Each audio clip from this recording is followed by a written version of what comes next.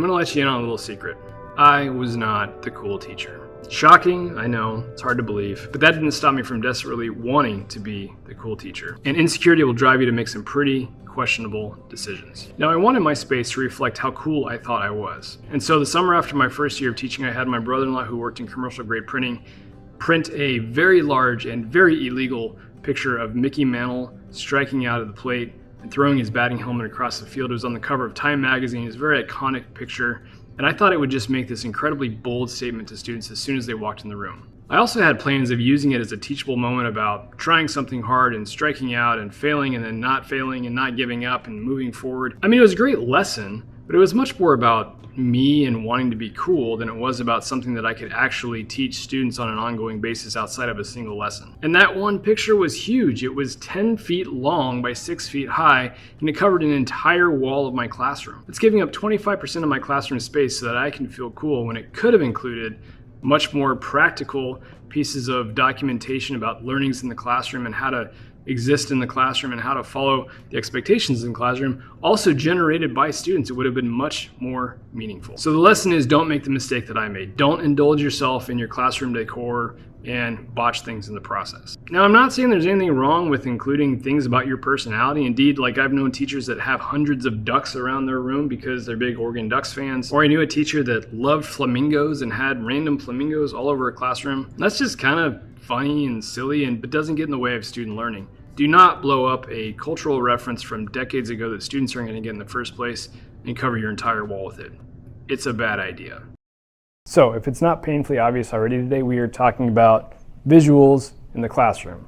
This is a visual about visuals in the classroom. These visuals often go by the more specific name, anchor charts. Now, you're probably thinking, Mike, this is like Classroom Setup 101. Why are we talking about this? And along with a few other things we've talked about in the past, I firmly believe that the things that are really important you probably have already talked about before and will again, but it's important to stop every once in a while and define exactly what we mean when we say that this type of thing is important. So I'm going to ask you two quick questions, and they're not trick questions. I want you to just answer them as you would right off the top of your head. If you're alone, you can jot it down. If you're with a group, you can turn to your neighbor, or however you want to do that in a group setting. But take a moment, answer these two questions. 1, define the term anchor chart. And 2, list 3 ways that anchor charts are used specifically in regards to classroom management. As we've been talking about classroom management this year, we're going to be digging into how anchor charts are used in classroom management specifically. So take about 30 seconds or a minute, hit the pause button, answer those questions now.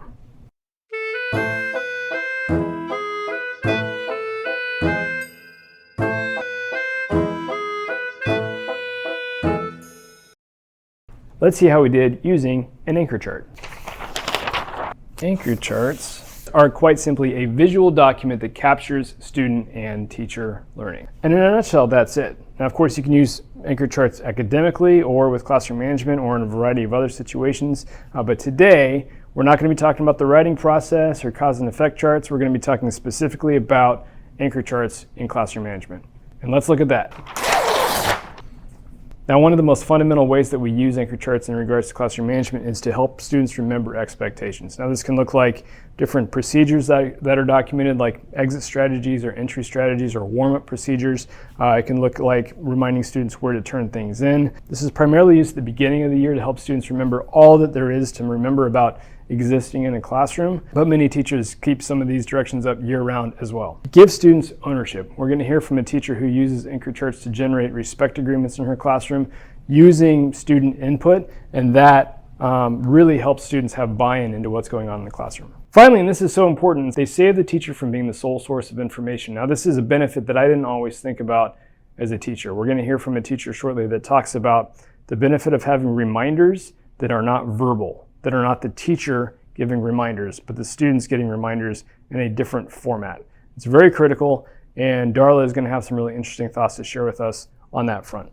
Now, as always, we've got some thoughts to add from a couple phenomenal teachers. Michelle is going to talk about how she creates those respect agreements in her classroom and the importance of visuals throughout the year. And Darla is going to talk about how she uses visuals to prompt student behavior and save her own sanity as a teacher. So please enjoy this brief clip from Michelle Weaver and Darla McClelland. Kids need to be involved in setting up those respect agreements. So I'm not just talking to them about what it means to be respectful. They also get to be active participants in what it means to be respectful and what that looks like in the classroom. And so, like I said, we put that on an anchor chart in the classroom, and it hangs in the front of the room all year. Put a little border around it, like this is important. It's like our plaque for the year. And right here it says, we don't touch other people's supplies. And that was, I guess you could call it like the classroom set of rules, but it's more than that. It's just, how do we be respectful? And what does that look like in here?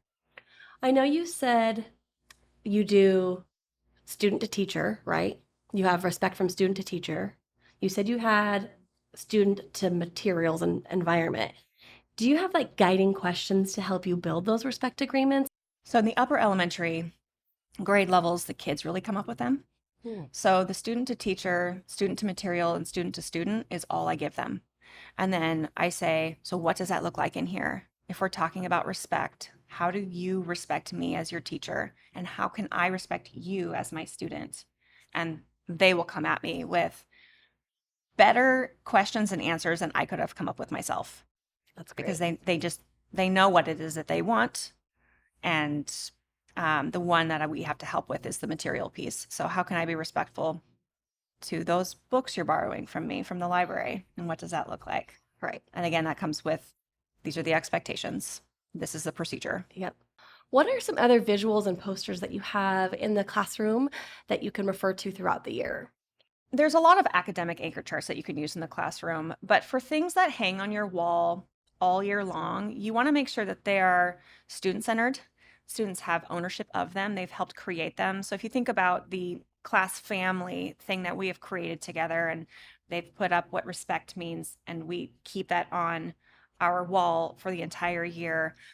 I also have things on what does it mean to be rude, mean, and a bully. That stays up all year. And then just things that students have created, like be respectful. And I'll say, this is fantastic. Can we hang this? And can we add to it a little bit? Like, what else could we write on here? So I might guide them a little bit. And I'll say, can you work? Can you find 4 more people? And can you create something? And we're going to put that up. Or just little messages from me that kind of go over how much I appreciate you and I'm glad you're here. And they pay attention to what's in their room and they read it. Visuals, nonverbal communication, super important.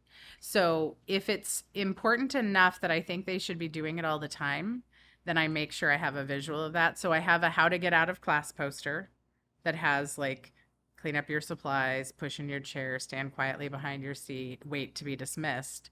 And at the end of class, after the first couple of weeks when I've taught it, I still stand there and I'm looking at the poster like this while they're doing it. So there's no question this is what they're supposed to be doing.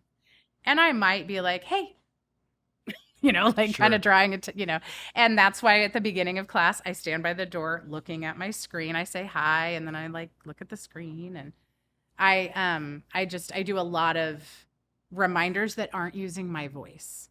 I think it's super important that kids, if we think about what we talked about we all have only a certain amount of attention. Like we're in a conversation, we tune in, we tune out, right?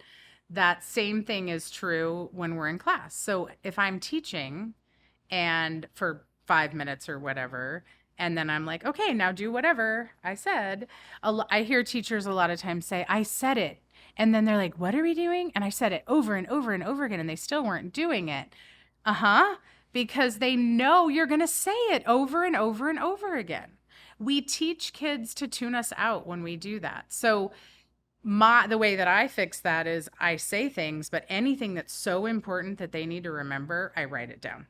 So like at the end of if they're supposed to be doing independent work, I always have whatever it is they're supposed to be doing written somewhere. And then if they're then if I'm walking around the room and helping them and they're like, what are we doing? I don't repeat myself, because then I'm teaching them that I will tell them as many times as they need me to. I just point to where it is.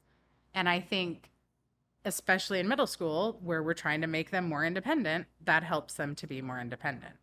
Because if they tune out, they don't have to ask you. Think about how awesome that is for kids who maybe have ADHD or other things and they tune in and out. But then if you have a place where they can find that information, how secure that would make them feel, and how they wouldn't have to draw attention to themselves that they had forgotten to pay attention for a minute. Yeah, absolutely. It doesn't require the Again, vulnerability of right. being like, I don't know what's going on. And they're saving face Right. again. Right. It's that Give 'em that respect. You're opportunity giving to- them that ability to. Safe, predictable environment. Mhm. Thanks for joining today, folks. I hope you found this information useful. Please email me any pictures of anchor charts that you use in your classroom. I'd love to see them, and we'll share them more widely. Have a great day, folks, and we will see you next month.